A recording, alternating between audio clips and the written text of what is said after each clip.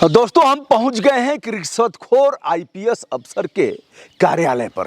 रिश्वतखोर यानी घूसखोर।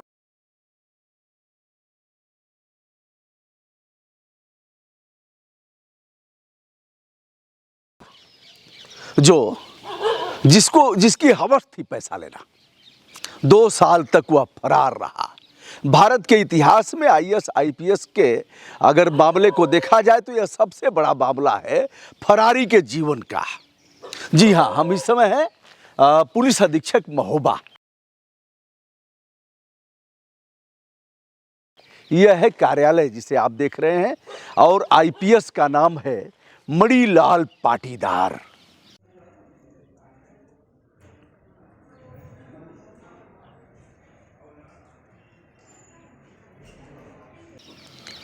मणिलाल पाटीदार एक ऐसा नाम जो 2014 में जो आईपीएस बनता है, युवाओं का प्रेरणा स्रोत है और लोग उसके साथ फोटो खिंचवाने में गर्व की अनुभूति करते थे।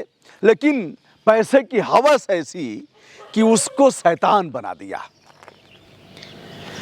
महोबा में हम हैं दोस्तों, और महोबा में तैनाती के दौरान उसने भ्रष्टाचार की समस्त सीमाओं को लांघने का काम किया। ये आप सड़क देख रहे हैं जहां से वाहन आ जा रहे हैं, और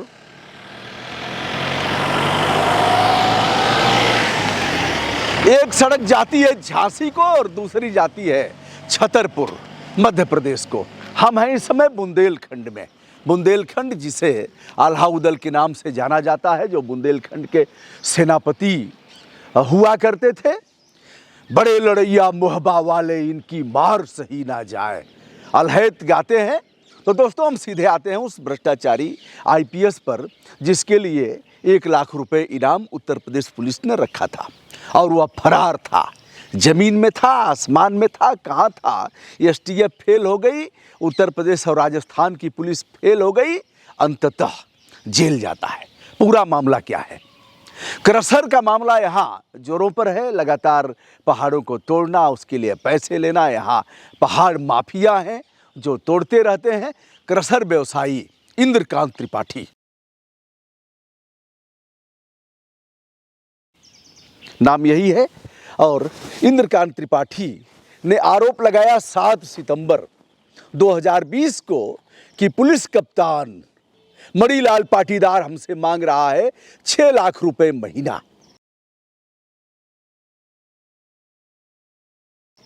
और कहा है अगर नहीं दोगे तो हम तुम्हारी हत्या करवा देंगे, तुम्हें गोली मरवा देंगे। यह 7 सितंबर 2020 को इस प्रकार का एक वीडियो वायरल होता है।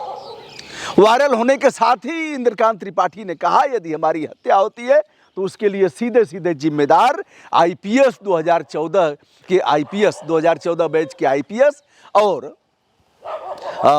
महोबा के पुलिस अधीक्षक मणिलाल पाटीदार को इसके लिए जिम्मेदार माना जाए।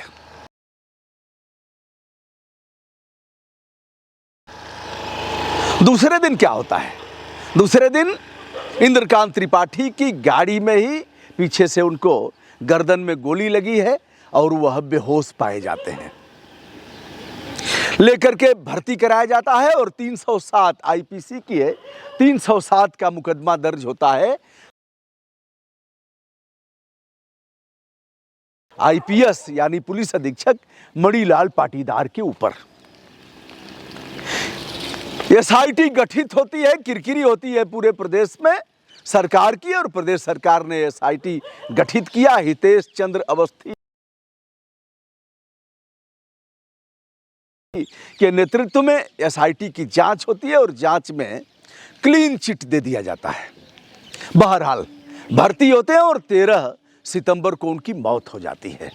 एसआईटी जांच हुई और विशेष जो जांच टीम गठित की गई उसने क्लीन चिट दे दिया कि क्रशर व्यवसायी इंद्रकांत त्रिपाठी ने अपने गोली मारा है अपने लाइसेंसी रिवाल्वर से, ऐसा कहा जाता है। और इसके लिए पुलिस कप्तान मणिलाल पाटीदार कहीं से भी यह उसकी सीमा में, दोष की परिधि में नहीं आते हैं।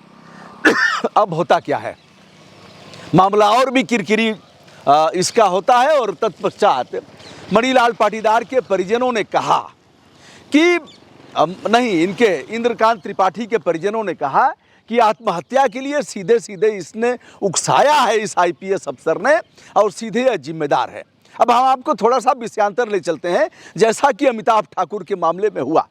अमिताभ ठाकुर के मामले में दोनों जो लड़के लड़कियां थीं, उन लोगों ने कहा सुप्रीम कोर्ट के सामने, कह कर के आग लगाया कि इस मामले में अमिताभ ठाकुर की भी बड़ी भूमिका है, हम लोग इनके बयान से बहुत परेशान हुए और आत्महत्या कर रहे हैं। दोनों की मौत हो जाती है। अमिताभ ठाकुर को पुलिस घिरा करके ले जाती है और 6 महीने से अधिक वह कारागार में रहते हैं। मुकदमा अभी चलना है, जमानत पर छूट करके आए हैं। चूंकि अंतिम वीडियो था इंद्रकांत त्रिपाठी का, इसलिए आत्महत्या के लिए उकसाने और यह सब मुकदमा दर्ज होता है। फिर 15 तारीख से एसपी फरार होता है। 50,000, 25,000 से शुरुआत होती है, 50,000 और 1 लाख रुपए इनाम रखा जाता है। लेकिन आईपीएस फरार। कानून के हाथ बड़े लंबे होते हैं। 2 साल बाद लखनऊ में मणिलाल पाटीदार हाजिर होता है और पुलिस की न्यायिक अभिरक्षा में उसे जेल भेज दिया जाता है 14 दिन के लिए।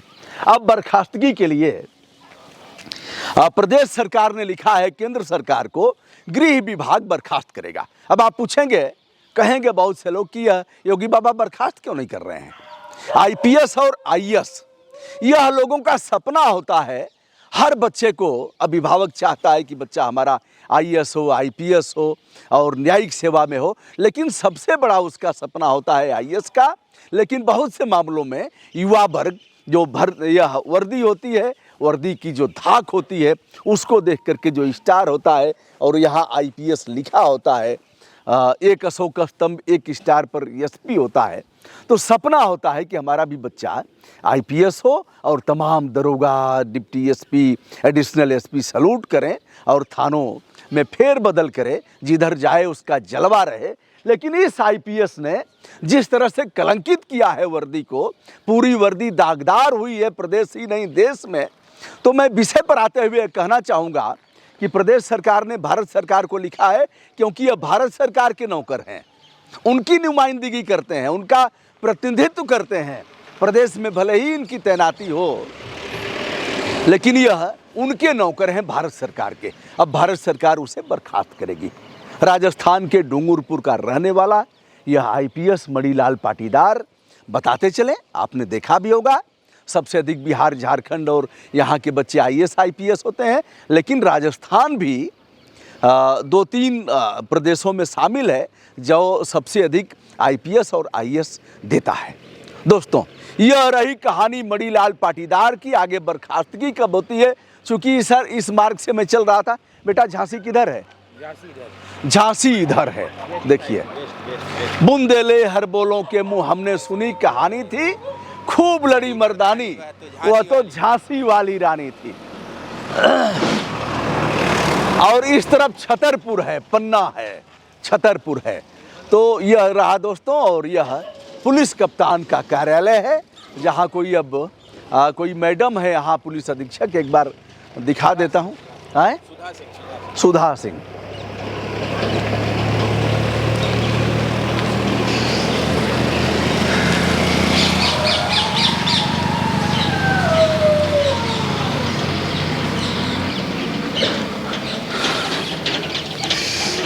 यह देखिए साइबर क्राइम जागरूकता कार्यक्रम, साइबर अपराध रोकने के लिए क्या करें और क्या न करें, यह तो बताया गया है। लेकिन साइबर खोज नहीं पाया, उस कप्तान को 2 साल तक साइबर खोज नहीं पाया।